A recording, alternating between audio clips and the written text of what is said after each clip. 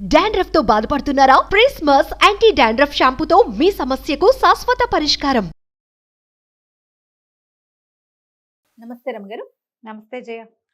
రమగారు, సాధారణంగా ఉద్యోగాలు చేసినా వ్యాపారాలు చేసినా ఏం ఆలోచిస్తామంటే డబ్బు. ఎవరు ఏది చేసినా దానికోసమే కదండి.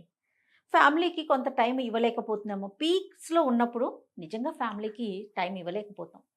లేదు, ఫ్యామిలీకి ఇస్తున్నాం అనుకోండి, కెరీర్ మీద అంతగా కాన్సన్ట్రేట్ చేయలేకపోతాం. రెండు బ్యాలెన్స్ చేసుకోవాలంటే చాలా కష్టపడాలి, చాలా ఓర్పు నేర్పు ఉండాలి. ఎక్కడికక్కడ దేనికి దాన్ని సరిపెట్టుకుంటూ సరి చేసుకుంటూ ముందుకెళ్ళాలి. అవునా కాదంటారా? కాకపోతే ఏది ఇంపార్టెంట్ అనేది ఎప్పుడు ఆలోచించుకోవాలి. ఒకప్పుడు ఒక సర్టన్ ఏజ్ ఉంటుంది, 30 to 40 పీక్గా ఉంటుంది ప్రతి ఒక్కరికి కూడా, అమ్మాయిలకైనా అబ్బాయిలకైనా. ఉద్యోగం చేస్తున్నా లేకుంటే వ్యాపారం చేస్తున్నా కష్టపడటానికి ఎక్కువ అవకాశం ఉంటుంది, సంపాదించడానికి ఎక్కువ అవకాశం ఉంటుంది. ఇంకొంచెం కష్టపడితే ఇంకొంచెం పెరిగే అవకాశాలు కూడా ఉంటాయి. అదే టైము మనం పెళ్లి చేసుకునే టైం, అంటే ఫ్యామిలీకి కూడా. దీన్ని బ్యాలెన్స్ చేయాలా, దాన్ని బ్యాలెన్స్ చేయాలా, భలే ఇబ్బంది పడిపోతూ ఉంటారండి కెరీర్లో ముందుకెళ్లే వాళ్ళు. ఒక్కోసారి అది క్లిక్ అవుతుంది, ఒకసారి ఇది క్లిక్ అవుతుంది. అవును అవును, అందరికీ ఒకటే క్లిక్ అవుతుందని అసలు చెప్పలేము మనం. అస్సలు చెప్పలేమండి. చెప్పలేము. Family support సపోర్ట్ దాని మీద కావాలి. కాన్సన్ట్రేట్ చేయి అన్నామా ఇది తన్నేస్తుంది. కెరీరే ఇంపార్టెంట్ అంటే చివరికి లేట్ ఏజ్లో పెళ్ళిళ్ళు పిల్లలు అసలు అవి కూడా లేకపోవటం అప్పుడేమనిపిస్తుంది, కెరీర్ ఉండి ఫ్యామిలీ లైఫ్ లేకపోతే ఉపయోగం ఏంటి అనిపిస్తుంది కదా. ఓ పాత కథ ఉంది దీని మీద. ఇదివరకటి కాలంలో ఇలాంటి కథలు ఉండేవా అని ఆశ్చర్యంగా ఉంటుంది. సరే, కథకి వెళ్లే ముందు మీ ఒపీనియన్ చెప్పండి నాకు. ఎట్లా ప్లాన్ చేసుకోవాలి? బ్యాలెన్స్. నేను చెప్పిందే చెప్తున్నారు రమ్మగారు, మీరు చెప్పండి రమ్మగారు. ఇప్పుడు కాదయ్యా, నువ్వు బ్యాలెన్స్ చెప్పి నేను ఏం అక్కర్లేదు అని ఎలా చెప్తాను? నేను కూడా బ్యాలెన్సే కాదు చెప్పాలి. ఇంకేమన్నా టిప్స్ చెప్పండి. టిప్పుకే ఉంది. మనం ఏంటంటే ఒక ప్రైమ్ టైంలో ఇది ఆ పిల్లల్ని కనాల్సిన వయసు, ఇది దాటితే మీకు ఇబ్బంది అని డాక్టర్ చెప్తే కెరీర్ నాపి పిల్లల్ని కనండి. డాక్టర్లు చెప్తారు 30 లోపల ఫస్ట్ కాన్పు ఇవ్వాలి, 40 ఏళ్ళు వచ్చాక రెండో కాన్పు ఓకే, కానీ మొదటి కాన్పు బిఫోర్ 30. అసలు 25కి ముందైతే మరీ మంచిదట జయ. మనం 49 అని అదని ఎంతమంది డాక్టర్లతోటి మాట్లాడుతున్నాం. నేను మాట్లాడాను, మీరు ఎన్నో వీడియోలు చేస్తున్నారు. ప్రతి డాక్టరు చెప్పేది అదే కదా. చదువుకునేటప్పుడు కూడా చాలా మంది డాక్టర్స్, ఇవాళ రేపు నేను కొన్ని కేసులు చూసాను జయ, ఎండి చేస్తున్నారు లేడీస్, లేడీ డాక్టర్లు ఎండి చేస్తూ పెళ్ళయింది, పిల్లని కనేసి పిల్లని అమ్మ చేతులు పెట్టి చదువుకుంటున్నారు. తర్వాత ఇబ్బంది అని తర్వాత ఏజ్ పెరిగితే ఇబ్బంది, అందుకని పిల్లల్ని పెంచుకుంటూ చదువుకుంటున్నారు చాలా మంది. సో అట్లా ప్లాన్ చేసుకోవాలి. మగవాళ్ళు అనుకో, మగవాళ్ళు ఇప్పుడు 36 వచ్చాక పెళ్లి చేసుకుంటారంటే అప్పటికి నీకు 30 దాటిపోయిన అమ్మాయే దొరుకుతుంది. చిట్టి పిల్లల్ని నీకెవరు కదా, ఇప్పుడు గోల అదే కదా. 2 ఏళ్లే గ్యాప్ ఉండాలి. అబ్బాయికి 36 అయితే అమ్మాయికి 34 అంటే సంతాన సాఫల్యం ఎంత వెనక్కిపోయినట్టు. అది ఆలోచించాలా వద్దా? పెళ్ళికి ఆలోచించాలిగా. అందుకని 36 కాదు నాయన, 30 లోపలే మగపిల్లలు పెళ్ళిళ్ళు చేసుకునేందుకు ప్లాన్ చేసుకుని, అంతగా అవసరమైతే ఉద్యోగం చేసే అమ్మాయి, మనవుల్లోనే ఉద్యోగం ఉన్న అమ్మాయి, టైం కొంచెం ఫిక్స్డ్ టైమింగ్స్ కాకుండా కొంచెం ఫ్లెక్సిబుల్గా ఉండే ఉద్యోగం ఉన్న అమ్మాయి అలా చూసుకోవాలి. ఇక ఇవాళ రేపు కొంతమంది ఏం చేస్తారంటే అమ్మాయి కూడా చాలా సూపర్ ఎడ్యుకేషన్ ఉండాలనుకుంటారు. సూపర్ ఎడ్యుకేషన్ ఉన్నాక అది ఇంట్లో కూర్చుంటుంది అమ్మడు. ఉద్యోగం కోసమే కదా పాపం కష్టపడేది. కెరీర్ కావాలనుకుంటారు కదా, ఇంత చదువుకుని ఏదో బిల్డప్ చేయాలనుకుంటారు, ప్రూవ్ చేసుకోవాలనుకుంటారు. అప్పుడు పిల్లల్ని గాను అని వాళ్ళని బలవంత పెట్టలేం కదా మనం. కొంచెం ఆలోచించుకొని బ్యాలెన్స్ పట్టు విడుపుతోటి చేయాలి. నీ బ్యాలెన్స్ అన్నది నేను పట్టు విడుపు ఉండాలి గ్యారంటీగా ఉంటే. అప్పుడు కూడా ఇది కూడా ప్లానింగ్ ఎప్పుడు ఒకళ్ళతోటి కాదు కదా జయ. ఫ్యామిలీ ప్లానింగ్ అంటే ఇద్దరు, వీళ్ళు ప్లస్లు మైనస్లు ఆలోచించుకోవాలి. ఒకసారి ఎక్కాలి, ఒకసారి దిగాలి. కొంతమంది పెళ్ళిళ్ళు చేసుకుంటున్నారా చూడు, మనం కథ చెప్పకుండా నేను నీకు లెంగ్దీ మ్యాటర్ చెప్తున్నా. పిల్లల్ని కంటం పట్ల ఇద్దరికి ఒక రకమైన అభిప్రాయం ఉండటంలా. మగవాళ్ళు పిల్లలు వద్దనుకుంటారు, లేదా అమ్మాయిలే పిల్లలు నా వల్ల కాదు, ఎవరైనా తెచ్చుకుని పెంచుకుంటాను అంతే తప్పిస్తే నేను కన్ను, ప్రెగ్నెన్సీ భయం, పెంచలేను, నేను ఇప్పుడే కాదు, నేను పిల్లల కోసం రెడీగా లేను, ఇలాంటివి చెప్తారు. పెళ్లికి ముందే ఇది మాట్లాడుకుంటే మంచిది. మాట్లాడుకునే మ్యాటర్స్ లో కిడ్స్ మ్యాటర్ కూడా మనం మాట్లాడుకోవాలి. ఎక్కడికి వెళ్ళిపోయాం రమ్మగారు. మరి ఏం చేస్తాను జయ? పెళ్ళి అంటేనే నెక్స్ట్ జనరేషన్ కదా, దాన్నే వద్దనుకుంటే ఇంకేముంది? పెళ్ళి ఇక పెళ్ళెందుకు? అంత Parent ఘోరంగా ఆ? ఉన్నామా రమ్మగారు? ఉన్నామమ్మా, ఉన్నాం, అలాగే ఉన్నాం. అవి వింటుంటే ఇప్పుడు నేను అంతా విని విని విని తలకాయ వాచిపోయి ఫిల్టర్ చేసి 2 వాక్యాలు చెప్తే నువ్వు అలా కంగారు ఆ, పడుతున్నావు. అవన్నీ ఆశ్చర్యపోతున్నా విన్న వాళ్ళ నేను. పరిస్థితి ఏంటి? నిజంగా నేను ఆశ్చర్యపోతున్నాను రమ్మగారు. పిల్లలు వద్దు అనుకొని పెళ్లి చేసుకుంటాము అనుకునే వాళ్ళు ఉన్నారా? ఏం పర్వాలేదు, ఏం పర్వాలేదు, ఓ మై గాడ్. ఏం పర్వాలేదు. వాళ్ళు కూడా వచ్చేసారు చైనాలలాగా 1 or none లోకి వచ్చారు. పుడితే ఒకటి పుడుతుంది, లేకపోతే పోతుంది, పోని హాయిగా ఉంటాం. కెరీర్ నిజంగా నేను చూసి చెప్తున్నా కదా. అదే మీరు ఎన్ని కేసెస్ చూస్తా ఉన్నారు? ఇప్పుడు మనకి పే చేసే కేసులు చాలా తక్కువ చేయ, అవును, చాలా తక్కువ. అవును. నేను మాట్లాడే కేసులు చాలా చాలా ఎక్కువ. చాలా ఎక్కువ కదా. చాలా ఎక్కువ. ఈ మాట్లాడే కేసులు వింటుంటే వింతగా ఉంటుంది. అవును, అవును. ఇంత విచిత్రం విడ్డూరం ఇలాగా వినిపిస్తూ ఉంటాయి. ఈ సరే, కథలోకి ఇంతకీ కథలోకి వెళ్దాం. పూర్వమట గిరికూటం అనే ఒక పెద్ద నగరానికి క్షేమేంద్రుడు అనే ఒక రాజుగారు ఉండేవారట. క్షేమేంద్రుడు. ఎంత బాగుంది కదా పేరు. 3 అబ్బాయిలట ఆయనకి. నందుడు, సునందుడు, ఆనందుడు. ఈ 3 అబ్బాయిలు ఉన్నారు. వీళ్ళు కొంచెం లేట్ ఇష్యూ, పిల్లలు లేట్గా పుట్టారు. ఆయన పెద్దవాడైపోయాడు క్షేమేంద్రుడు. అయితే అనుకోకుండా ఆయన ఒకసారి మరణించేశాడు. సడన్గా పోయాడు ఆయన. పోయేసరికల్లా పిల్లల్లో ఎవ్వరికి యవరాజ్య పట్టాభిషేకాలు అవి చేయలే. ఉంటాం అనుకుంటాం కదా జయ, మనం పోతామని ఎవరు అనుకుంటారు? పొరపాటును కూడా అలాంటి ఊహలు రావు. అయితే సైన్యాధిపతి చాలా గట్టివాడు. అతను రాజ్యాన్ని సంభాళించాడు. సంభాళిస్తే కొంతకాలం నడుస్తుంది. 3 అబ్బాయిల్లో పెద్దవాడైన సునందుడిని రాజుని చెయ్యాలి. కానీ అతను అట్లా చేయలే. వీళ్ళ పట్ల చాలా క్రౌర్యంగా వ్యవహరించేవాడు. వీళ్ళ చేతికి రాజ్యం పోనివ్వకుండా ఉండే ధోరణి అతనిలో కనపడడం మొదలుపెట్టింది. వీళ్ళకి అన్నీ కట్ చేసేసాడు.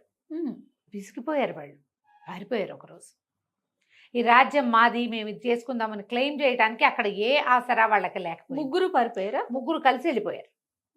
వాళ్ళకి అక్కడ క్లెయిమ్ చేయడానికి వేరే ఆసరా ఏం లేదు. మంత్రులు సైన్యాధిపతి వైపే ఉన్నారు, ప్రజలు సైన్యాధిపతి, అధికారులందరూ సైన్యాధిపతి చెప్పిన మాట వింటారు. మీకు తెలియదు అంటారు వీళ్ళని. ఇది మాది వీళ్ళని అని వీళ్ళన్నా, వీళ్ళని రాజు చేయమని రాజులను చెయ్యి, ఈ పిల్లాడిని రాజుని చెయ్యి, మిగిలిన వాళ్ళిద్దరిని యువరాజులను చెయ్యి అని చెప్పగలిగే సత్తా ఉన్నవాడు ఎవడు లేరు అక్కడ. అందరినీ ఆయన గట్టిగా బిగించేశాడు సైన్యాధిపతి. ఇక అతని చేతిలోకి వెళ్ళిపోయింది. ఇంకేం చేస్తారు? 3 కలిసి ఇక మనం ఇక్కడ ఉండద్దు, ఇక్కడ మనకి ఫ్రీడము లేదు, వేరే ఎక్కడికైనా వెళ్ళి ఆలోచించుకుందాం అసలు ఏం చెయ్యాలో అని 3 కలిసి పారిపోయారు. ఓకే. పారిపోయి నగర శివార్లు దాటేశారు. దాన్ని ఆనుకుని అవతలకి చాలా పెద్ద పెద్ద అడవులు ఉన్నాయట. అడవుల చివరికి వెళ్ళిపోయారు. ఏవో గుర్రాలు వేసుకుని వెళ్ళారు. అడవుల్లోకి వెళ్ళాక ఇక మనుషు సంచారం ఏం కనపడుతుంది? ఒక 3-4 రోజులు డక్కా మొక్కలు తిన్నారు. చివరికి ఆ అడవి చివర ఒక పెద్ద పాక వేసుకుని ఉన్న ఒక కుటుంబాన్ని చూశారు వీళ్ళు. పూరిపాకే కానీ పెద్దది. సరే, ఇంకా అప్పటికి ఏవో కాయ కసరు తిన్నారు 3-4 రోజులు. ఒక పూటైనా ఉడికిన అన్నం తినాలనిపిస్తుంది కదా. సరే, ఆ ఇంటి వాళ్ళు ఎవరున్నారో చూద్దామని ఆ ఇంటికి వెళ్ళారు. వెళ్ళేసరికి ఆ ఇంట్లో ఒక ముసలాయన కూతురు ఉన్నారు. కూతురు పేరు ఇందుమతి, ఒక 16-15 ఏళ్ళ పిల్ల. సరే, ఆ ముసలాయన వీళ్ళని చూసి ఎవరో రాజకుమార్లాగా ఉన్నారని, రండి బాబు, ఎన్నాళ్ళు అయింది ఈ దారిని ఎవరైనా మనుషులు వచ్చి, మేమేమి ఉంటున్నాం, ఏవో మేకల్ని వాటిని కాసుకుంటాం, మా దారిని మేము ఉంటున్నాం, చిన్న పంట ఏదో పండించుకుంటున్నామని వీళ్ళకి చక్కగా అన్నము అవి పెట్టించాడు. అన్నాలు తిన్నారు, చక్కగా ప్రశాంతంగా కూర్చున్నారు. కూర్చున్నాక 3 మాట్లాడుకోవటం మొదలు. ఇప్పుడు ఏం చెయ్యాలి మాట్లాడుకుంటుంటే పెద్దవాడు అన్నాడు, చాలా సైన్యం కావాలరా, ఇది కంట్రోల్ చేయాలంటే వీటిని మనం సైన్యాన్ని సంపాదించాలి, మొదట జనాన్ని కూడగట్టాలి. ఎంత సైన్యం ఉంటే అంత మంచిది మనకి. అప్పుడు సైన్యంతో సహా విరుచుకుపడి మన రాజ్యాన్ని మనం లాక్కోవచ్చు. బాగుంది కదా. అక్కడి నుంచి 2వ వాడు అన్నాడు, నందుడు, కాదు సైన్యం కాదు, డబ్బు కావాలి. వాళ్ళందరినీ వాడు అధికారంతో కొనేశాడు, మనం డబ్బుతో కొనాలి, డబ్బు బాగా సంపాదించుకురావాలి, డబ్బే ముఖ్యం. ఈ మొత్తం సమాజం అంతా మన చేతిలోకి రావాలంటే అడిగిన వాడికి అడగని వాడికి డబ్బుతో కొట్టేయాలి వాడిని. ఇది కూడా పాయింట్. 3వ వాడిని అడిగారు, ఏరా ఆనంద, నువ్వేం చేస్తావురా అని. ఏమో ఇంకా ఆలోచిస్తున్నాను, చెప్తాను అన్నాడు. ఆ అబ్బాయి దృష్టి వాళ్ళతో పాటు ఆ కబుర్లు వీళ్ళు మాట్లాడుకుంటుంటే ఆ మాటలు వినడానికి వచ్చి కూర్చున్న ఇందుమతి మీద ఉంది. పెద్దవాళ్ళిద్దరి దృష్టి రాజ్యం మీదే ఉంది. సరే, ఇంకా ఒక పూట గడిచాక కొత్త స్థిమితపడి 4 రోజుల నుంచి ప్రయాణం చేశారుగా, స్థిమితపడ్డాక వాళ్ళ దగ్గర నుంచి ఏదో కాస్త తినుబండారాలు ఒక 2-3 రోజులకు సరిపడా మూట కట్టుకున్నారు. అన్నదమ్ములు ఇద్దరు చెప్పారు. ఒకళ్ళు ఈశాన్యానికి, ఇంకోళ్ళు వాయవ్యానికి బయలుదేరారు. మేమిద్దరం చెరో వైపుకి వెళ్తాం. ఒకళ్ళు డబ్బులు సంపాదించుకొస్తామన్నారు, ఇంకొకళ్ళు ఇంకొకరు సైన్యం సైన్యం. తెచ్చుకుంటా అన్నారు. ఆనందుడు అన్నాడు, సరే మీ ఇద్దరు బయలుదేరండి, నేను ఆలోచించుకుని నా దారి నేను బయలుదేరుతాను అంటే ఆనందుడి గుర్రం ఇక్కడే ఉండిపోయింది. సునందుడు నందుడు చేరో గుర్రం మీద చేరో పక్కకి వెళ్ళిపోయారు. తర్వాత ఏమో మాట్లాడుకున్నారంటే 10 సంవత్సరాల తర్వాత ఇక్కడే కలవాలి అని మాట్లాడుకున్నారు. 10 ఏళ్ళు ప్రయత్నం చేద్దాం, మన రాజ్యం మనకి ఎక్కడికి పోదు, మన అందరూ గుర్తుపడతారు, రాజుగారి అబ్బాయిలో మన జన్మపత్రికలు అన్నీ అక్కడే ఉంటాయి. ఓకే. 10 ఏళ్ల పాటు ఒకటిది మూడో వాడికి తోచింది సంపాదించుకొచ్చి మన రాజ్యాన్ని మనం స్వాధీనపరచుకున్నాం. ఆనందం అన్నాడు, మీ ఇద్దరు చెరోదారిన వెళ్ళండి, నేను కూడా ఇక్కడే కలుసుకుంటాను మిమ్మల్ని అని చెప్పాడు. సరే 10 సంవత్సరాలు సుదీర్ఘమైన రోజులు గడిచిపోయినాయి. 10 సంవత్సరాలు అంటే 3650 రోజులు గడవాలి, అంతే కదా సంవత్సరానికి. ఏడాదికి 365, 10 అంటే ఇంటూ 10 వేసి ఆ సున్నా దీని పక్కన అంతే. చేస్తుంది కదా. 3650 రోజులు Yes, yes. వెళ్ళిపోయారు. 10 ఏళ్ల తర్వాత ఒక రోజున పెద్ద సైన్యం, కనీసం ఒక 25,000 మంది ఉంటారు. సైన్యం ఆ గుడిసె వైపుకి నడిచొచ్చింది. ఇంకో పక్క నుంచి గాడిదలు, కంచరగాడిదలు, గుర్రాలు, లొట్టిపిట్టలతోటి ఇంకొక పెద్ద వ్యాపారస్తుల బిడారు ఇంకొక పక్క నుంచి నడిచొచ్చింది. ఈ సైనికులతో వచ్చిన వాడు ఒకడు వాజానుబాహు, కణతల దగ్గర అక్కడ నెరిసి ఉంది, గడ్డను నెరిసిపోయింది, కానీ మంచి బలశాలి ఆజానుబాహుగా ఉన్నవాడు ఒకడు. ఈ రెండో గుంపుతో బేహారీలతోటి వ్యాపారస్తుల సమూహంతో వచ్చినవాడు ఇంత బొజ్జ, స్థూలకాయం, తలకాయ నెరిసిపోయి ఉన్నవాడు రెండోవాడు. వాళ్ళిద్దరూ కలుసుకున్నారు. ఒరే నందా సునంద అని మాట్లాడుకున్నారు. ఆనందుడు ఏమయ్యాడో అంటే వాళ్ళ ఒక గుడిసె ముందు ఆగారు కదా, ఆ గుడిసె ఇది వరకు చిన్న గుడిసెగా ఉండేది.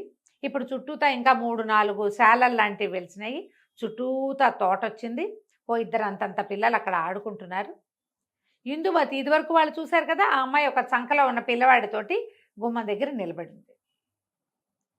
వీళ్ళు ఏదో డెవలప్ అయ్యారనుకున్నారు. ఆ ఇంటి వెనక నుంచి ఆనందుడు నడిచొచ్చాడు ముందుకి. ఆశ్చర్యపోయారు వాళ్ళు.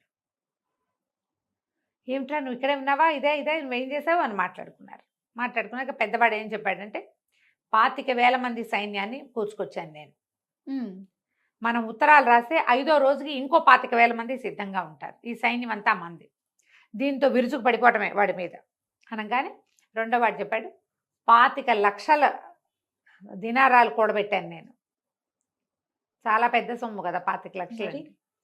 మరి మొత్తం వీటి మీద ఉన్న సరుకంతా మందే, మన వ్యాపారం నడుస్తూనే ఉంది. ఇవాళ మన దగ్గర 25 లక్షలు ఉంది, ఊరు మీద 2-3 కోట్లు ఉన్నాయి వ్యాపారంలో. ఎంత డబ్బు కావాలంటే అంత డబ్బు ఉత్తరం రాస్తే వచ్చేస్తుంది 10వ రోజు కల్లా. నీ సైన్యాన్ని కూడా ఈ డబ్బులతోటి కొనేయగలను నేను అన్నాడు. పదండి విరుచుకు పడదామన్నారు. ఆనందుడు ఏం చేశాడు, అక్కడే ఉండి ఇందుమతిని పెళ్లి చేసుకుని 3 పిల్లల్ని కన్నాడు. ఆ తోట దొడ్డి అది విశాలంగా చేసుకున్నాడు, అడవంతా స్వాధీనంలో ఉంది. అప్పుడు ఆనందుడు ఏం చెప్పాడంటే, అంత కంగారు ఏం లేదు, మీరిద్దరూ వెళ్ళిపోయినటువంటి 3-4 సంవత్సరాలకి గిరిపురం అది ఉంది కదా, అక్కడి నుంచి మనకు ఉత్తరం వచ్చింది, సైన్యాధిపతి మరణించాడని, రాజ్యం అరాచకంగా ఉందని, వచ్చి స్వాధీనపరచుకోమని రాశారు. రాస్తే నేను మళ్ళీ ఉత్తరం పంపించాను, మధ్యలో వెళ్ళి చూసొస్తున్నాను, నా భార్య పిల్లలు ఇక్కడే ఉన్నారు, మీకోసం నేను ఇక్కడ ఉన్నాను, మీరు వచ్చాక 3 వెళ్తే 3 పనులు సంభాళించుకోవచ్చు. పెద్దవాడు రాజు అవుతాడు, రెండోవాడు సైన్యాధిపతి అవుతాడు, 3వ మంత్రి అవుతాడు అని చెప్పాడు. పెద్దవాళ్ళిద్దరు మొహమొహాలు చూసుకున్నారు. చేయవలసిన పని చేశాడు కదా వీడు, వాడికి అందరికంటే చిన్నవాడైనా చక్కగా భార్య, ఇద్దరు ఇంతంత చేతికొచ్చిన మగపిల్లలు, ఓ చంటి పిల్ల, 3 సంతానం, యువరాజు కావడానికి రెడీగా ఉన్న పిల్లవాడు ఉన్నాడు వాళ్ళ ఇంట్లో. ఈ పెద్దవాళ్ళు ఇద్దరు, వీడికంటే 5-4 వేలు పెద్దవాళ్ళు, తలకాయలు నేర్చిపోయినాయి, గడ్డాలు నేర్చిపోయినాయి, స్థూలకాయాలు వచ్చినాయి, ఇప్పుడు వివాహాలు లేవు, ఇక కావు. చేయవలసిన పని ఏమిటి మొదట, అది వాడు చేసేసాడు. సరే ఏమనుకున్నారు, ఇంకేముంది, మనం రాజ్యం చూసుకుని ఆనందుడు కొడుకుని రాజుని చేసుకుందాం, మెల్లిగా కొంచెం పెద్దవాడిని చేసుకుని అనుకుని ఆనందుడిని కుటుంబంతో సహా తీసుకుపోయి వాళ్ళ సొంత ఊరుకు వెళ్ళి రాజ్యాన్ని స్వాధీనం చేసుకున్నారు. ఇప్పుడు సంపాదన, సైన్య సమీకరణ, సంసారమా, కరెక్ట్ ఏజ్లో చేయవలసింది వీళ్ళిద్దరూ, ఇవి 2 చేసేసారు. అవును. ఇది ఎప్పుడు చేస్తారు, ఇక దానికి టైం లేదుగా. దానికంటూ ఒక టైం ఉంది మరి. టైం ఉంది. ప్రధానంగా ఏంటంటే సంపాదనకి ఎల్లలు లేవు. 70 ఏళ్ళు వచ్చాక కూడా సంపాదన ఉంటుంది. ఎస్. కానీ సంసారానికి వయసు కావాలి. కావాలి కదా, ఆడకైనా మొక్కైనా. ఇది ఖచ్చితంగా. ఆలోచించుకుని మనం ఈ కథల్ని బాబా. మన జీవితాలకి అప్లై చేసుకోవాలి. అబ్బా, ఎంత మంచి కథ చెప్పారు రమ్మగారు. సూపర్ అండి, నిజంగా నిజంగా పాత చాలా కథ బాగుంది. కదా.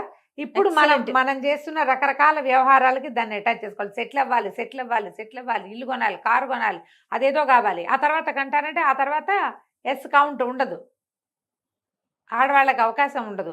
ఇంకేం చేస్తావు నువ్వు? ఇల్లు వాకిలి చూసుకుంటూ ఉంటావు అంతే. అంతే. కథ సూపర్ రమ్మగారు. పెళ్లి చేసుకోము అనే వారందరికీ ఈ ఇదే కథని చెప్పాలి. షేర్ చేయాలన్నమాట. రైట్ అండి, నమస్తే. నమస్తే. సుమన్ టీవీలో మీ పర్సనల్ అండ్ బిజినెస్ ప్రమోషన్స్ కోసం కింది నెంబర్కి కాంటాక్ట్ చేయండి.